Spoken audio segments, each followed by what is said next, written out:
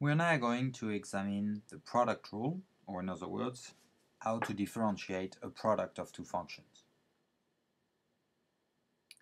So we want to know what we obtain when we differentiate a product of, say, two functions f and g. Let's look at a simple example first. Let's say f of x is the square function and g of x is the identity function g of x equal x.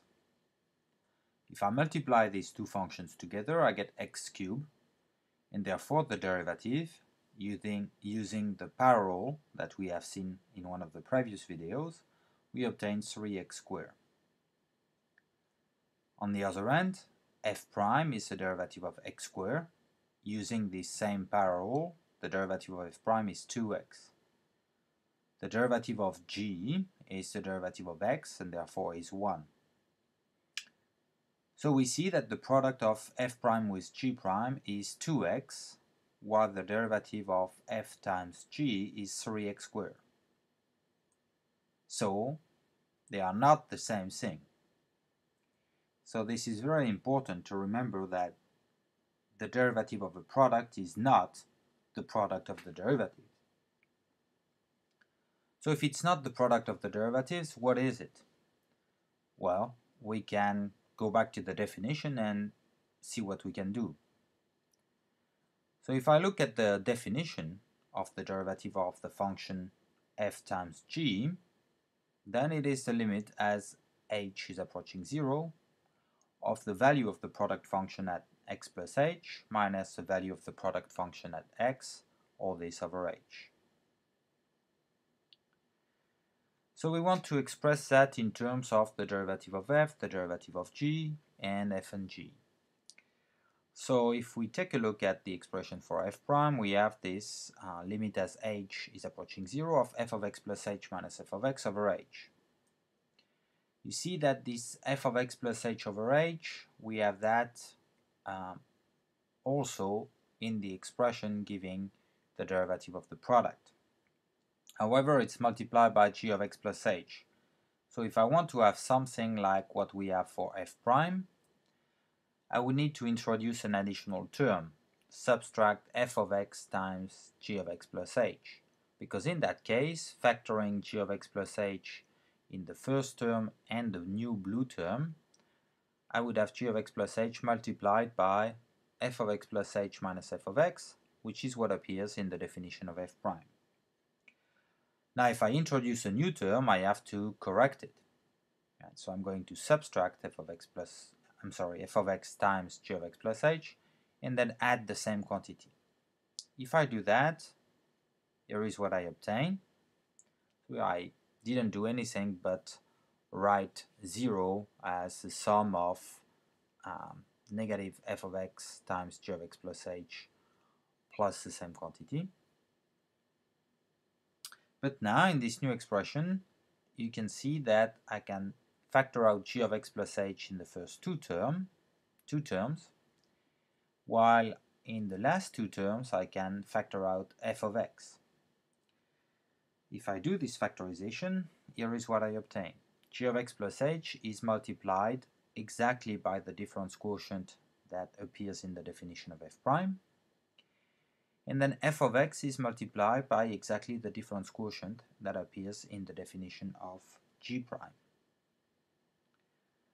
But we have the limit of this whole complicated expression as h is approaching 0. So let's try to see what is the limit of each term in this expression. Since g is assumed differentiable, it is in particular continuous, and therefore the limit of g of x plus h as h approaches 0 is g of x. So this first term approaches g of x. On the other hand, the second term is the difference quotient defining f prime of x when h is approaching 0. Therefore, the limit of that term is going to be f prime of x. F of x, on the other hand, is a constant with respect to h, and of course the limit of a constant is itself, so this goes to f of x. And the last term is a difference quotient defining g prime of x as h is approaching 0, so the limit when h is going to 0 is g prime of x. Now we know that if we consider the limit of a sum and each term has a limit, then the limit of the sum is the sum of the limits. And similarly, if we have limit of a product and each factor has a limit, then the limit of the product is the product of the limits. Applying these rules on limits, we obtain that the limit of the big expression, which is the derivative of f times g, is simply the product of g of x with f prime of x plus the product of f of x with g prime of x. In other words, we have obtained the so-called product rule, and it's the rule that enables us to differentiate a product.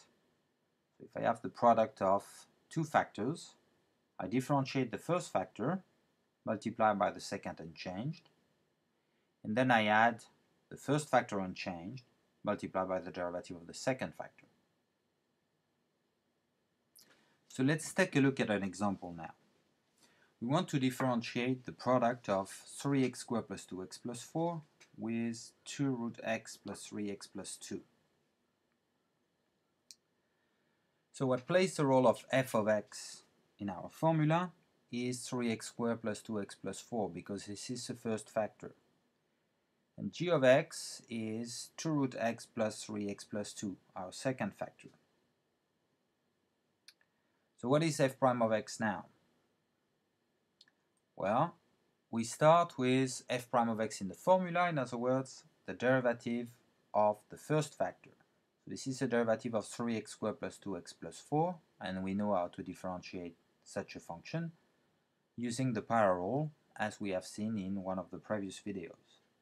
Derivative of x squared is 2x, so the derivative of 3x squared is 6x, derivative of 2x is 2, and derivative of a constant is 0, so we obtain 6x plus 2 for the derivative of the first factor. Then we have to multiply that by the second factor unchanged, so we just rewrite the second factor, 2 root x plus 3x plus 2. Then we add a second term, where we perform a different multiplication. Now we have f of x, in other words, the first factor unchanged, so we just write out 3x squared plus 2x plus 4 again, and we multiply that by the derivative of the second factor, which is 1 over root x plus 3.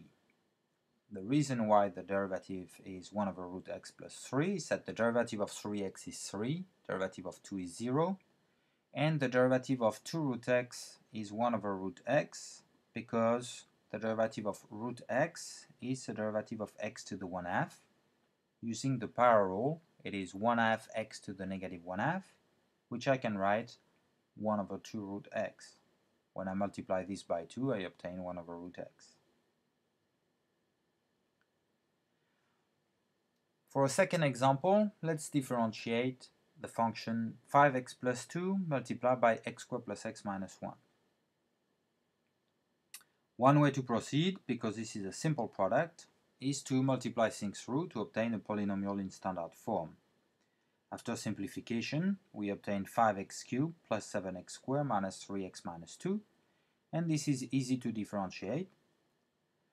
We obtain 15x squared plus 14x minus 3, because the derivative of 5x cubed is 15x squared, since the derivative of x cubed is 3x squared using the the power rule. The derivative of 7x squared is 14x, derivative of 3x is 3, and the derivative of a constant is 0. If we had used the product rule instead, we would obtain the derivative under that form, because the derivative of the first factor is the derivative of 5x plus 2 is 5. We multiply that by the second factor unchanged, x squared plus x minus 1. Then we add the product of the first factor unchanged with the derivative of the second factor, which in this case is 2x plus 1. Of course, if you want this as a polynomial in standard form, we can multiply things through and simplify, and as expected we obtain, just like in the previous case, 15x squared plus 14x minus 3. Now we can move to the next video to examine the quotient rule. In other words, what happens if we differentiate a fraction of two functions.